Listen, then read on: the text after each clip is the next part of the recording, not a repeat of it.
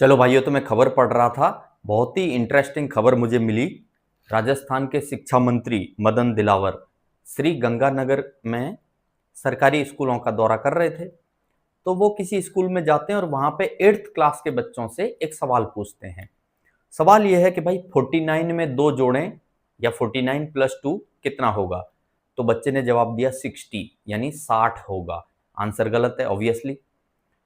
अब यहाँ पे सवाल खड़ा होता है, 2-3 चीजें मेरे जहन में आती हैं। पहली चीज कि ऐसा बच्चा 8वीं क्लास तक पहुंचा कैसे और क्यों पहुंचा।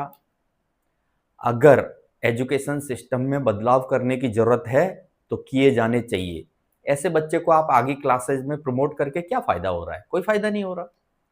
दूसरी बात, यहाँ पे एक और मजेदार बात यह आती है कि भाई मदन दिलावर जी ने जो सवाल पूछा वो कौन से लेवल का सवाल है।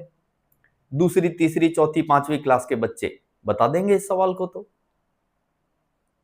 यानी मदन दिलावर जी के दिल में खुद ये है, दिमाग में खुद ये बात है कि ये सरकारी स्कूल के बच्चे हैं, इनसे 8वीं क्लास के भले ही हैं लेकिन इनका एजुकेशन लेवल 8वीं का नहीं है, तो चलो इनसे दूसरी, तीसरी, चौथी क्लास का ही सवाल पूछ लेता हूं। या तो फिर उनको 8th क्लास की मैथमेटिक्स का सिलेबस पता नहीं है कि उसमें कौन कौन से टॉपिक हैं, वरना तो स्क्वायर के बारे में पूछते, स्क्वायर रूट्स के बारे में पूछते, क्यूब के बारे में पूछते, क्यूब रूट्स के बारे में पूछते, मेंसुरेशन के फॉर्मूले पूछते हैं, एक्सपोनेंट्स एंड पावर से रिलेटेड कोई फॉर्मूला पूछ लेते, डायरेक्ट एंड इनवर्स प्रोपोर्शंस से रिलेटेड कुछ पूछते, फैक्टराइजेशन है उससे रिलेटेड कुछ पूछते, रेशनल नंबर्स या इरेशनल नंबर्स के बारे में पूछते, क्वाड्रिलेटरल्स के बारे में पूछते। तो उन्होंने क्या पूछा? ये सब न पूछ के उन्होंने दूसरी, तीसरी क्लास का सवाल पूछा, 49 + 2 कितना होता है। इसका मतलब उनको खुद नहीं पता है कि 8th क्लास की मैथमेटिक्स में क्या क्या है। 8th क्लास के बच्चे से 8th के लेवल का सवाल पूछना चाहिए।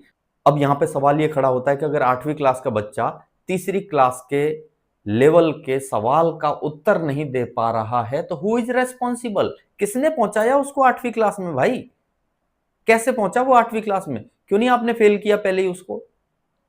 बदलाव करो शिक्षा की जो नीतियां हैं उनमें।